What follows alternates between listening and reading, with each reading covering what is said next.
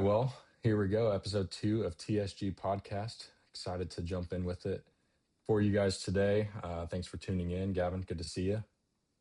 Yeah, you too, man. Excited for what today has. We're missing Brett today. He's playing golf while he's on vacation, so he's living out my dream, I guess, but that's okay. Very jealous. Um, yeah, so this is episode 2 of our TSG Podcast. We have just put up a Break 65 video this past Sunday, so if you haven't watched that yet, feel free to jump onto that into our YouTube channel and watch that. See if Brett and I can break 65. That's going to be an ongoing series. Excited for what we have today. We have a fun agenda to talk about, some things to cover, and we're going to end in a different way. That's probably going to be how we're going to end every single TSG podcast moving forward. But before we get started, Gavin, I know you've asked me, or actually told me several times that you've had several questions about why tartar sauce golf, like why is that our name? So I figured that I would maybe address the potential elephant in the room of something that is a big deal for us as our brand, and which is our name. So tartar sauce is something I actually went by in high school towards the end of my high school time because I was on the swim team, and my last name is Tar, Tarr. And when it came time to kind of like assigning nicknames on the team, some of the guys just pointed out that tar and tartar sauce and like swimming and fish all kind of went together, and so that's kind of been my nickname and my like username for a lot of stuff since then.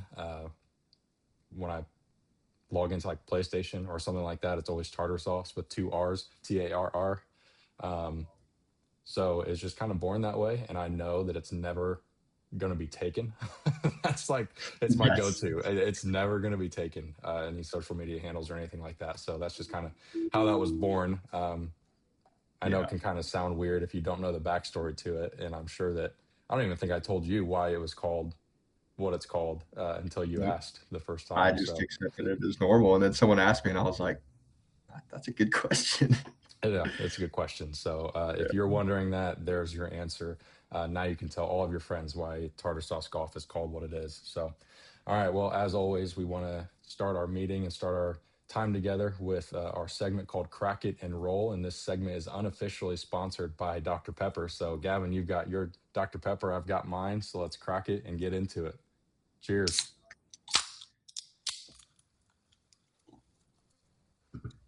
Dr. Pepper's got to be the best soda. Oh, I mean, 100%. Yeah. okay, we can agree on that. All right. I'm We're agreeing rocking before we the start, so we're good. I'm rocking the OG. You're rocking the diet, which has Yeah, zero zero. sugar, but the same 23 bold and amazing flavors that the original Dr. Pepper has. So, Dr. Pepper, there you go. That Yep. one's free.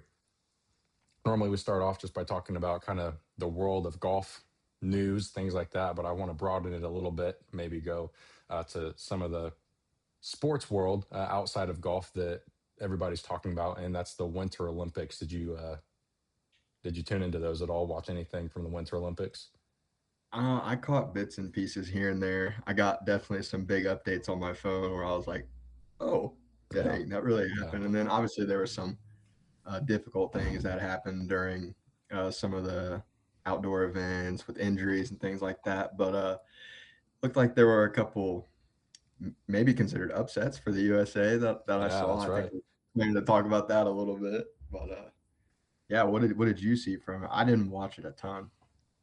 I don't think that it crossed my screen for a single second, unfortunately. I'm a much bigger Summer Olympics guy.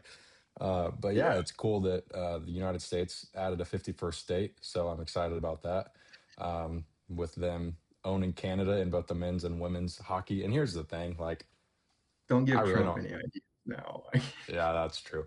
I really don't give a rip about hockey. And I think that that's why it's so fun for me is because I genuinely don't care about hockey. Like I'm a Bruins fan, and that's I think what comes with being a Boston sports fan. Uh, Yeah, I genuinely would not care other than the fact that we beat them both in yeah, both men's and yeah, women's. So yeah. I both thought in that was pretty. overtime, both in Yeah, overtime. So yeah, really excited about that. And I'm seeing a lot of people mad on TikTok and people calling out people like me that just don't care about hockey. Do you care? Do you follow hockey at all? no. The Yeah, the most I know of hockey is from Happy Gilmore. So there's my extent of hockey and Mighty yeah, Ducks. That's about it. okay, yeah. So I mean, they're like, well, we at least, I don't know what people are saying, at least like we at least aren't X, Y, or Z. I'm like, yeah, but you lost both of the gold medal games in overtime to the United States. So, but at least Canada can have their curling gold medal that came with cheating. So Yeah, we'll I we'll get did see that we'll give clip. them I that. did see Yeah. that. That now So that's crazy. Like in the video, you can. I mean, it's pretty obvious. it's And so obvious. now that's something that I like to watch. I like to watch curling. I think Out of that's the everything just you the like to watch strategy that curling, goes into that, dude. I don't know if that's a hot take or not. I was telling people that before the Olympics. I was like, I'll probably watch the curling and I might dabble in some bobsledding, but I didn't get to bobsledding. I yeah, got to the curling though, and I don't know. I just love. There's so much strategy that goes into it, and just the way that they. I don't know. I don't know how to explain it, but yeah, I remember playing. Um, I'm pretty sure there was a Wii Sports game that had, or some type of Wii game that had curling in it, and so I think that might be where the desire to watch it kind of came from for me. So yeah. I have no desire to watch it, but had every desire to call out the cheating. So that was fun. I don't know. I'm the classic internet troll that doesn't have any skin in the game and a keyboard warrior when it comes to stuff like this because I genuinely don't care and it's just fun to see people mad. So, yeah, yeah, but yeah, at the end of the day, Norway killed everybody, which I think is to be expected since they basically live in the snow. So I would think that they would be better at snow sports than everybody else. yeah. If I asked you to name 10 of the Winter Olympic sports right now, do you think you could do it? Nope. I don't think so either. So that's all Nope. right. Not at That's all. okay. Yep. Yep. Here But we go. here's my hot take for the Winter Olympics. If we in the Midwest have to be okay with playing winter golf, then I think that we should make some of the golfers play in the Winter Olympics and play in the snow. Dude, could you imagine that? I think so many people would watch that I because would watch it. they Yeah, they would be humbled so quickly. Okay, at least I think. I mean, probably not. I mean, they're going to probably stick it and not. it's not going to roll, but yeah, I'm obviously never going to happen, but I think that that would be really fun. Yeah. All right, so now we can move into the golf news. Yeah, not a ton of talking points. There's not like a ton of breaking news in the golf world right now. We'll get to some of the previous tournaments and upcoming tournaments here in just a minute. But what I have on the list is John Rahm not being granted conditional release from DP World Tour. Um, I didn't realize that all of these like appeals and restrictions and sanctions and things and fines came with this move to live. Like I thought that they just weren't allowed to play on the PGA Tour.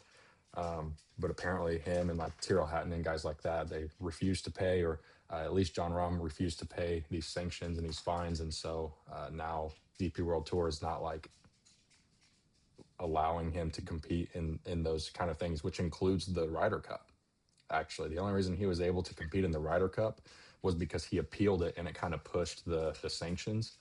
So yeah, what could 2027 look like without John Rahm and the Ryder Cup? I mean, he brings a ton of experience to the team for, for Europe, and I don't know, I just feel like every time they needed someone to step up over the years, it's like John Rahm's always there. You can always count on John to Yeah. be a big part of the team. Just that veteran leadership, I feel like too. And I like watching John Rahm anyway because he's part of the short backswing group, and if you've watched our videos, then you know that Well, I think his is intentional and it works for him. mine's not. I Yeah, think yours is just a lack of flexibility. it's a lack of something, but I don't know. Um, yeah, so interested to see what happens. I don't know if that has anything to do with like if it has any effect on eligibility to play in the majors. I don't know anything like that. I know that he's exempt for X amount of years because he is a major champion, but I also don't know what it comes to. I don't know what it means to be sanctioned by the DP World Tour or anything like that. I can't imagine that it has effect on his major appearances, but could get really interesting over the next 12 months if that is not figured out. Yeah. The other thing that I have that's kind of a big deal, at least to a lot of people, is that Jim Furyk is set to be in the booth for Bay Hill and Sawgrass. And I'm going to ask this question not to set you up for failure, but to just genuinely be curious. Do you know who Jim Furyk is? Seems like you already know the answer. It's okay. It's all right. We know that you're newer to like watching golf at least. I mean, Yeah. because like I think we've talked about, you never really watched golf when live wasn't a thing. So for you, watching golf on TV, it's always been separated. It's always been uh, two different things. But Jim Furyk is, I think, up there with like one of the most notable recent like older PGA players. Um, he's known for a really unorthodox swing. Like his swing is really weird, and uh, I think he was one of the first people when I started watching golf that like broke 60 in a round on the PGA Tour. So he's got a lot of insight. He's got a lot of history with the PGA Tour, and he's going to be taking over in the booth. I wish Brett was on the call to give his thoughts on Jim Furyk jumping into the booth for not this coming weekend, but the next 2 weekends after that. Um, Excited to have Jim Furyk. So we'll kind of move past that. But things that you are able to talk about is there's 15 days until the Players Tournament starts, and there's 43 days until the Masters. I'm just excited. Like this is gonna be like the first year without I'm like actively paying attention to like the players tournament. Yeah, And then like last year, you got me watching the Masters really, and I was like, okay. And then I watched it, and I was like, oh, this is awesome. Like that. yeah, Oh man, that was so much fun watching. Rory almost sold it, but just that moment of like understanding how much went into that win for Rory and what that meant. That was kind of like, oh, this is pretty cool. And so that kind of sparked it for me a little bit. And been trying to follow it since then. So yeah, I'm excited for those things to come up for sure. yeah. I can't imagine that I will be crying at the end of the Masters this year like I was last year. Happy tears, but we'll see. And I also have been very intentional to not agree to go on a vacation overseas this year for the Masters, because when I was overseas for the first 3 days or for the first 2 days, I couldn't even watch it. I couldn't watch the first 2 days of the Really. Masters because I was overseas. And so I was like, this year, not doing anything, saying no to everything. But yeah, excited for these big tournaments coming up. We're in a really sweet season for golf right now. It's Yeah. getting warmer out. It's getting nicer. All these big time tournaments are coming up, and yeah, just a lot to be excited for as a golf fan. So really, really cool. We'll talk about this briefly. Something that we didn't get to talk about last week, with just not meeting and not having anything, was Anthony Kim got his first win on Live in 16 years. It was his first win in 16 years, and Anthony Kim, his story is that he was on the PGA Tour, fell off, really battled a lot with substance abuse and mental health uh, struggles, and just kind of went MIA. And you'll see his face if you've seen a picture of him. His nasal cavity is like kind of caved in, and his like face is a little bit distorted because of his like drug abuse. Um, and so for him to just to kind of like get back on track and get this win, even though it was on Live, I wish so badly that it was on PGA Tour. But even though it was on Live, it was a really big deal. So, not sure if you followed that at all. Not sure if you had any history of who Anthony Kim was, but he is on the rise, and I'm really happy for him. Yeah, I don't really know. I didn't really know much of the story behind it, but I knew when you and Brett had said something about it, I was like, all right, Yeah, cool. yeah, What's that mean? But so yeah. yeah. Just But, maybe just one of those feel good stories that mhm. moves the needle a little bit. That Yeah. everybody, whether you're Live, whether you're PGA, whether you just literally don't care and just want to watch golf, like I think that's one of those stories that kind of crosses all of those boundaries and barriers, and just everybody everywhere should be rejoicing and being super happy for Anthony Kim. So love seeing stuff like that happen. Let's talk about this last weekend's tournament. We didn't get to put in any picks for this last week's tournament, but what surprised you about the Genesis Invitational? What were your hopes going into it? What were your expectations? And then obviously on the other side of it now, what can you say about this last weekend's tournament? I mean, going into it, I was really expecting first, I mean, got to talk about Scotty a little bit. I was like expecting him to not get off to a slow start again, and then there it was Again, again. I was like, yeah, oh, goodness, he's like, because he was right on the cut line, wasn't he? Or just yeah. yeah, he So made the I number. was surprised by that. I thought, Yeah, man, surely he doesn't start slow again. And so, but I mean, I think it's just a matter of time for him to start getting back off, starting rounds the right way for him, it's and just kind of crazy. continuing his dominance going into the majors. So we'll see. But yeah, Bridgman surprised me. I mean, the dude has a lot of confidence, that's for sure. So to see him win was interesting. That's not something I was expecting, but yeah, I was expecting the close win when I saw he had a 6-stroke lead going in. I was like, okay, this is surely Yeah, this doesn't last. So, but, yeah, yeah, it was cool to see him win though. yeah, I agree. I'll address both of those things separately. I yeah, went into the weekend and I was like, man, Scotty is just going to show up in the first round and he's going to come out from day one. He's going to come out firing. He's going to come out aggressive.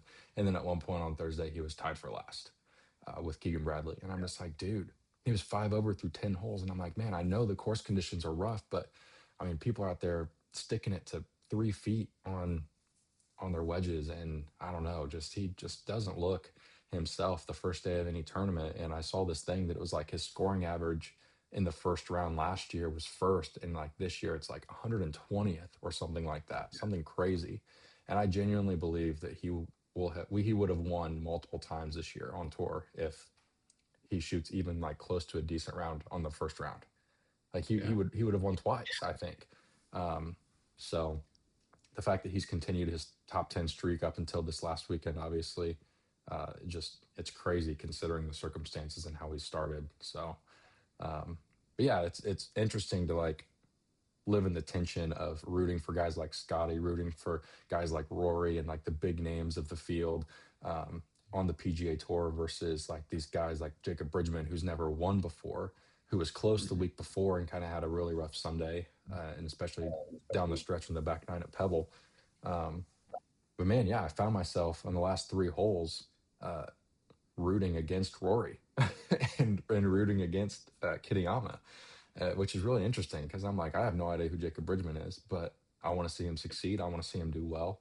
And I think that that is just the beauty of the PGA Tour. And I don't know if you felt this before or not, but I think my desire for who wins is just kind of all over the place. I don't want the same person to go in and win. Like I want the Patriots to win every week or the Celtics to win every week or anything like that. But yeah, what were you thinking as it came down the stretch? Like, were you rooting for Rory? Were you rooting for Bridgman? Like, what did it look like for you?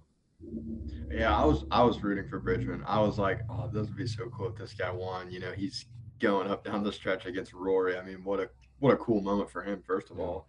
But I tend to like underdog stories kind of, and so like rolling into like March Madness coming around and things like that too. Like I love those types of stories. yeah, I mean, I feel like everybody does, and so the opportunity for the PJ Tour to kind of look like that on a week to week basis of like, hey, this guy that probably no majority of people don't know. Like, I'll be honest, didn't know who he was until until I saw him at the top of the leaderboard, and so like, no slight to Bridgman, but like that's just the reality. So to yeah, see guys like that being have an opportunity to win every week is pretty cool.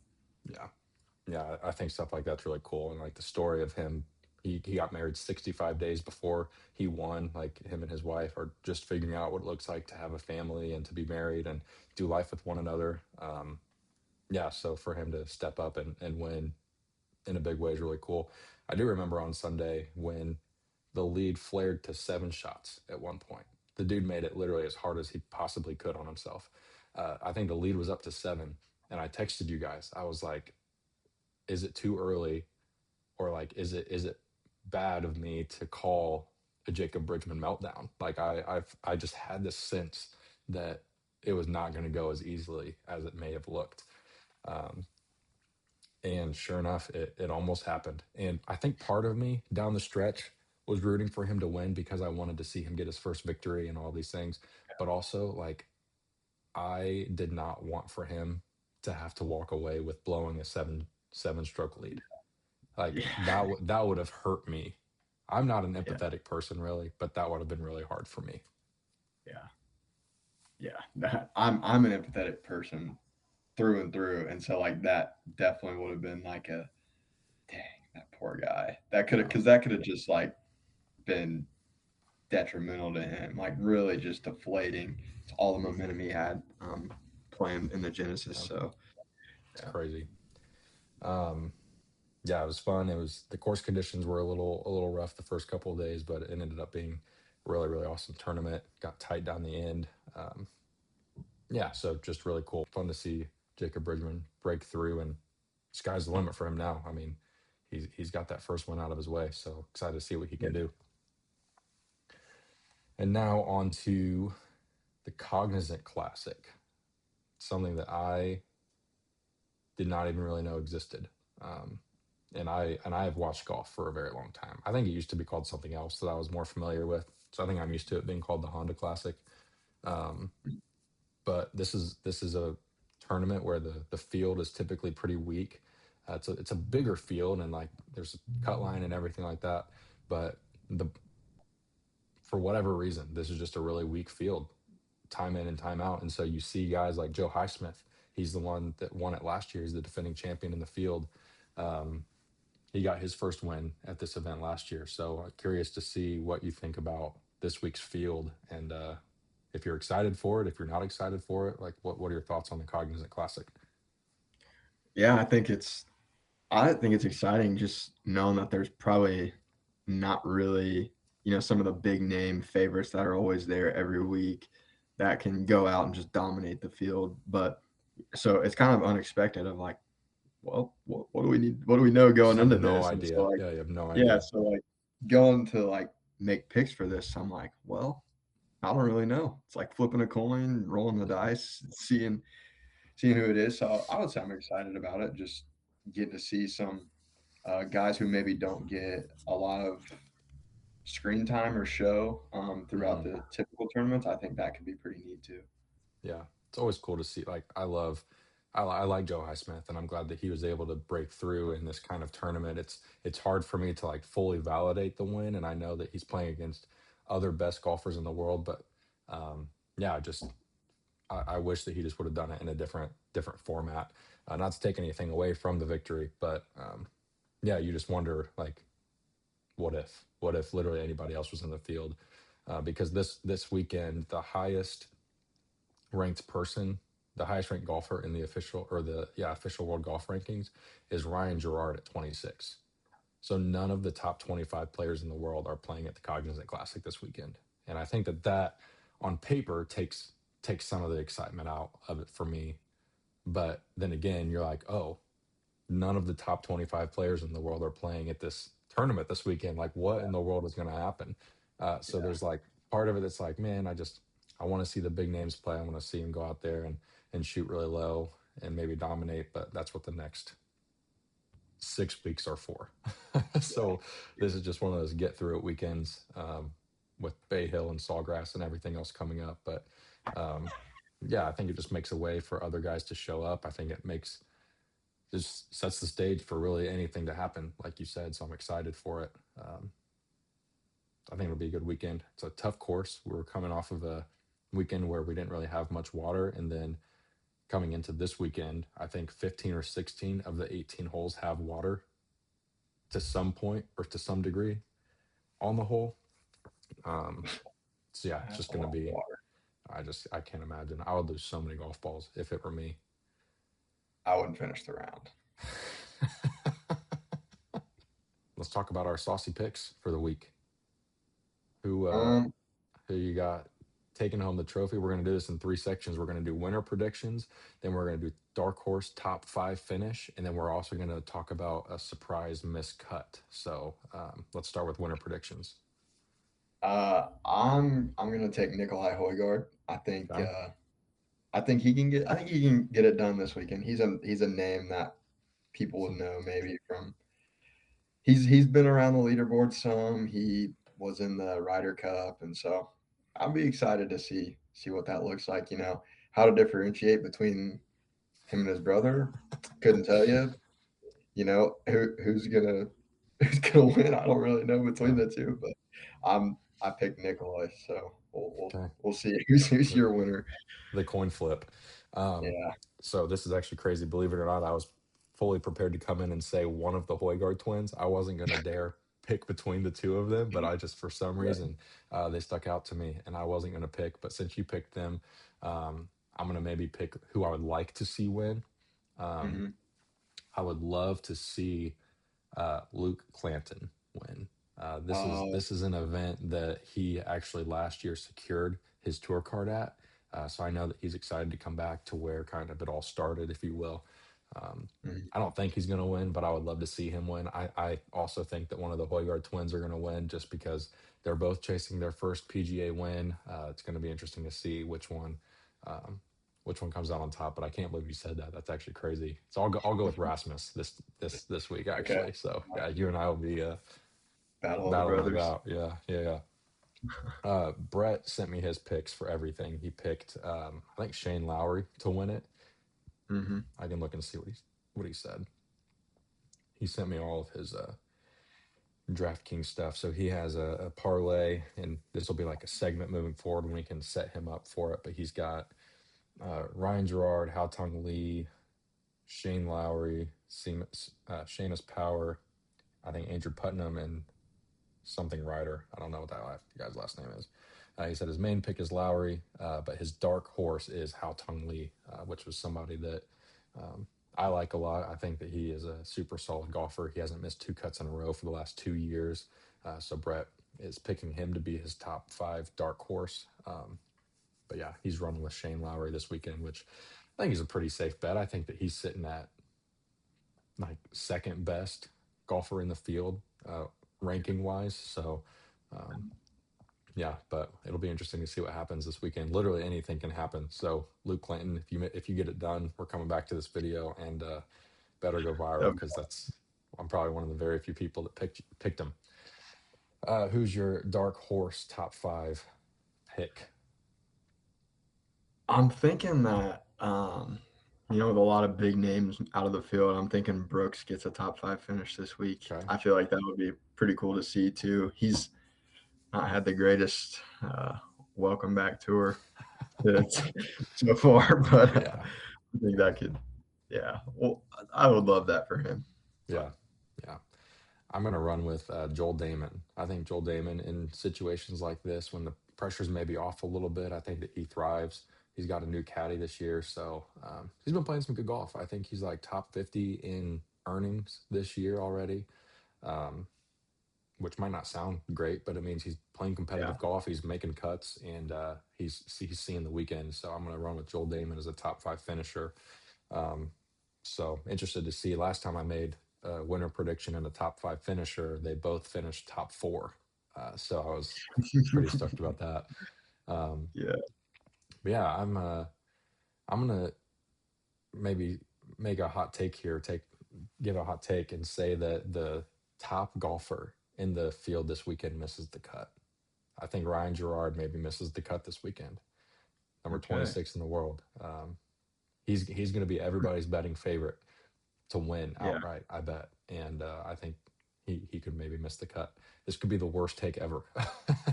yeah. And if it is, you guys are going to let me hear it. But um, That's all right.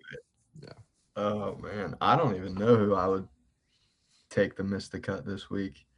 Maybe I don't know. Max Homa. okay. I don't know how well he's played this year, but that's a name that I know, so I'll throw that one out there. Yeah, he's made some weekends this year, which last year I know he had a tough stretch going back to the Mhm. season prior that he hadn't made a cut in a long time. So I think that his goal lately has just been making a lot of cuts, which he's done. So yeah, maybe it's a surprise miscut from Max Homa this week. But yeah, excited about the Cognizant Classic. More excited really about the tournaments to come after that. But Yeah, patience is key when it comes to that. yeah. Okay, this is something I'd like to do every single week. Is just kind of have like a little bit of a discussion topic. And this is something that I've been thinking about for the last couple of weeks and haven't even really asked you guys. If LIV, I'm not going to say, I know the original question. I'm going to actually change it from the original question a little bit. Oh gosh. What players throughout PGA history do you think would or would not have joined LIV if it started when they were on tour? And I know that you don't know a ton of like the historical names and like the big names, but Let me I give you two. asked. Okay, The big Australian guy, Greg Norman, he's well, joined duh, Live. he started And LIV. then what? He started LIV. Did he actually? I Yes. knew about his controversy with the PGA a long time ago. Because didn't he have like, um, what was it? I don't know. But I That's remember so his funny. name. Maybe that's where I know his name from, though. Yeah, Probably from Live. because he That's started LIV. hilarious. Yeah, so Wow. he was gonna be my obvious pick. Like obviously Greg Norman, he would have joined LIV because he literally started it out of the opposition to the PGA Tour. So Yeah, well, I think that's a great first pick. I Great just I first just know pick. ball, I guess. And then I was thinking when did Live start again? 2022. All right, I'm thinking John Daly. I think Okay. I could see John Daly being Hmm. on Live. That guy's just so free spirited, and the way Yeah. that you know Liv's atmosphere, I feel like he would have thrived in that in his Yeah. prime. Yeah.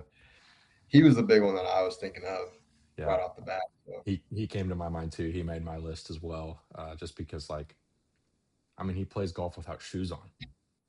yeah, literally, Like literally, so I yeah. mean I would imagine if you put a contract in front of John Daly and you're like you get Oh to play on a yeah, team, you get guaranteed money, you can wear shorts, you can probably that he probably would make it into the clause of where he'd be able to drink on the course while he's playing or like ride in a cart or something like that.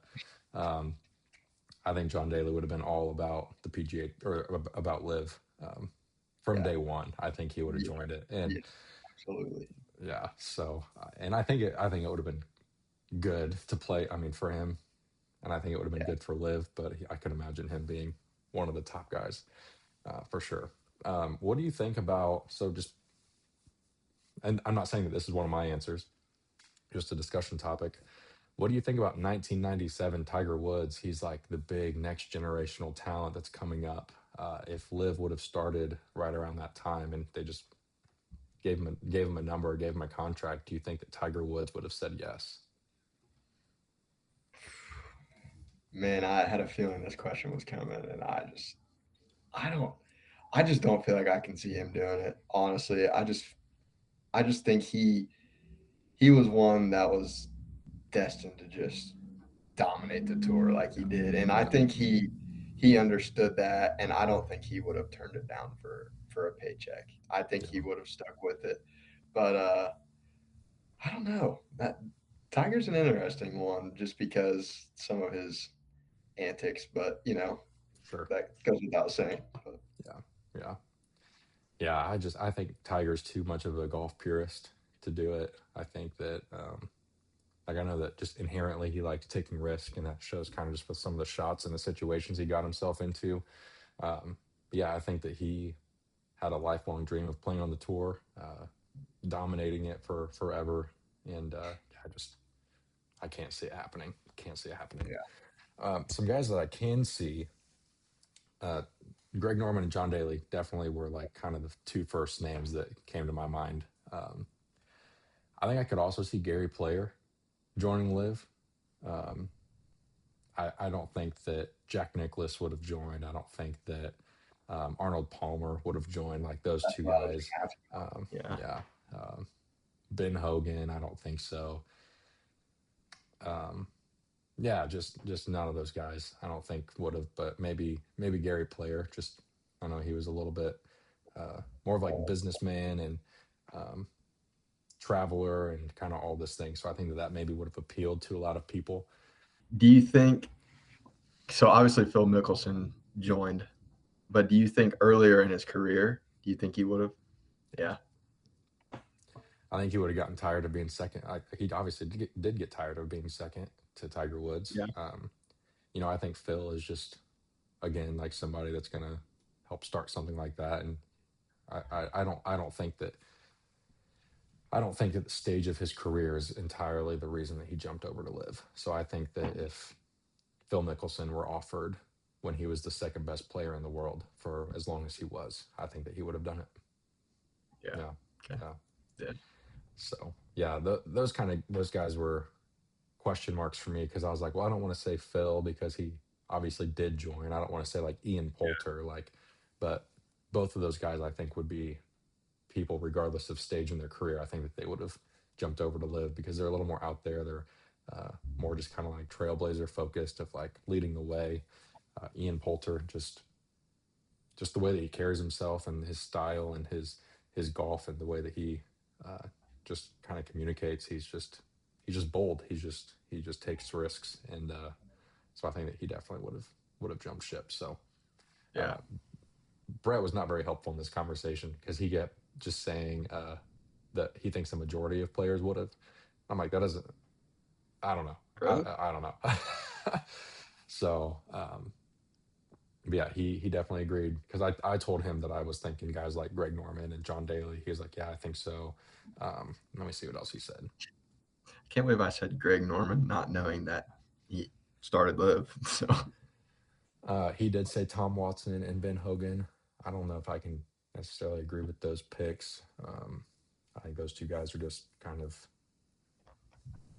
too in love with PGA Tour. So Payne Stewart, maybe somebody that I could see jumping over, but yeah, just I don't know. That question's kind of been stirring in my brain for the last couple of weeks, and I would love to get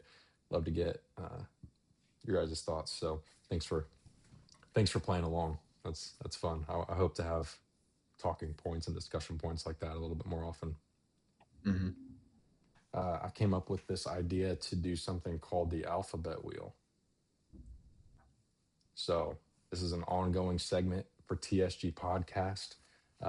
Every single week as we're saying goodbye, I don't want to directly pull from another podcast that does something similar, but you, me, and Brett are all going to guess a letter of the alphabet, and I'm going to spin the wheel. And if one of us gets it correct, you get 1 point. If nobody gets it correct, then nobody gets any points. But we're going to do an ongoing score of who guesses the correct letter of the alphabet as we end and as we close our time here. So that way, those that are listening can maybe guess and keep track of their score. And maybe we put some like bookends on it of how long we do this, and the person in last place gets a punishment or something like that. So. So what's your letter of the alphabet take? Brett already claimed Z, by the way. I'm going to take J. J. Okay. Mm-hmm. I'm gonna go R. So I'm gonna flip over to this other screen, and we are gonna spin the wheel and see what happens.